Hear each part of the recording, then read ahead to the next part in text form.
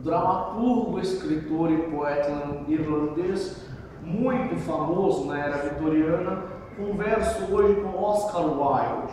Wilde do inglês selvagem, assim como sua controversa literatura, o autor em vida envolveu-se com muitas polêmicas. Foi preso por praticar atos imorais contra garotos, porém escreveu obras muitíssimo conhecidas como Rouxinol e a Rosa e O Retrato de Dorian Gray, clássico da literatura de horror. Senhor Oscar Wilde, primeiramente gostaria de agradecer ao senhor por ter disponibilizado um pouco de seu tempo para conceder a entrevista. Sei que sua agenda é muito lotada. É uma honra estar aqui com o senhor. Porém, vamos direto ao ponto. Conte-me um pouco mais a respeito de sua trajetória, o antes e o depois de ter se tornado um autor de sucesso. Afinal, temos muitos leitores interessados em conhecê-lo melhor. Bom, primeiramente eu gostaria de responder ao seu comentário sobre os atos imorais com os garotos, dizendo que eles estão todos mortos e eu também estou, então quem liga, né? Mas enfim, o prazer é todo meu de estar aqui hoje. O meu nome completo é Oscar Fingal Flaherty Wilde e eu nasci em 16 de outubro de 1854 na Irlanda. Hoje em dia existe uma estátua feita para mim lá e é uma espécie de memorial, sabe? Escrevi muitos epigramas e peças, além do meu único romance, O Retrato de Dorian Gray. A minha morte não poderia ter sido em um lugar mais maravilhoso, a Cidade Luz, Paris. Eu morri em 30 de novembro e o meu túmulo é conhecido por todo mundo. Até hoje sou lembrado, várias pessoas deixam várias coisas no meu túmulo e um dos bilhetes que mais me agrada é Wild Child, we still remember you, que quer dizer Wild criança, ainda lembramos de você. Poderia me contar um pouco mais sobre sua infância e sua família? Bom, na Irlanda minha família era protestante, mas eu acabei me convertendo ao catolicismo porque, bom, é o catolicismo e não o protestantismo.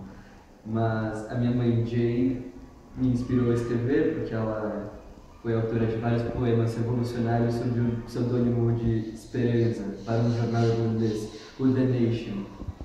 Com relação à sua cidade natal, Dublin, na Irlanda, o que o senhor acha importante ressaltar?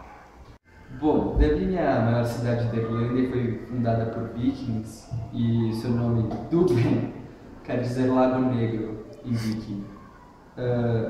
Esse tal lago, ao qual o nome faz referência, é formado no encontro de dois rios, ali pela região de Dublin Castle, todo mundo conhece.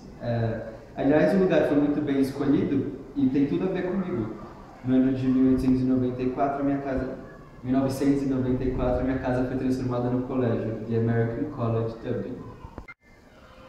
A Irlanda passava por um período produtivo no século XIX. Pelo que foi marcada a época em que viveu?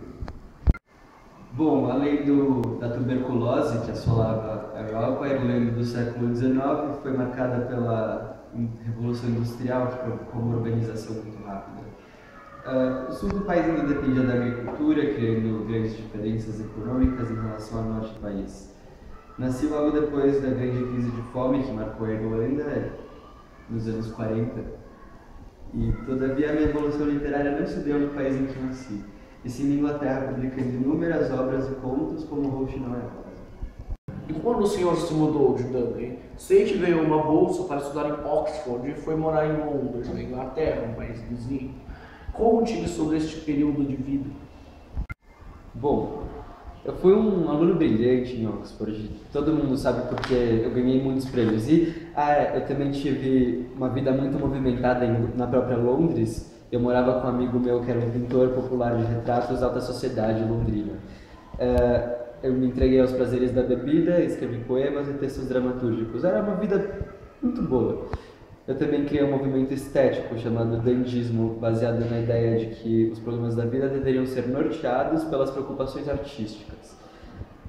Após alguns anos, eu fui convidado para ir aos Estados Unidos palestrar sobre o movimento que eu criei. O senhor se considera um dandy, como você disse que fundou o movimento dandy? Queria saber se o senhor se considera um deles. Eu fui um dandy por muito tempo, enquanto eu morava na Inglaterra e, bom, para ser bem sincero, eu era um homem que possuía um bom senso estético, mesmo não sendo um daqueles nobres. Mas quando eu fui para Paris tudo isso mudou e lá eu entrei em contato com outros movimentos literários que estavam acontecendo por lá, cerca de 1883, se a memória não falha. Eu acabei não ficando tanto tempo na França, não passou de 2 anos, mas foi lá que eu conheci a Constance e logo depois o Cyril e a Vivian nasceram em 1885 e 1886.